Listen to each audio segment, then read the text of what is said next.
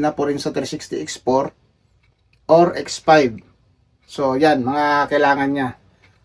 So yan, ready na siya ngayon ikabit. So para mahaba pala itong pinadala ng ng Holy Land. Pang camera talaga to. Hindi siya pang action cam. So maaaring gamitin natin yung pinasama ng X4. Yan.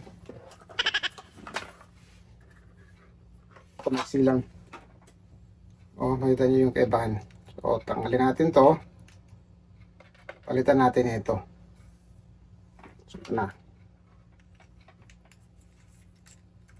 Yan. And then, ito. So, sakto lang.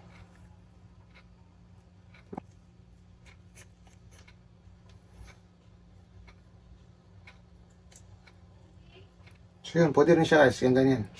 So, subukan natin mamaya pag okay na at papakita natin sa inyo kung talagang worth it ba ang pagbili natin. You can watch the full video on YouTube on Purpose TV and don't forget to like and subscribe.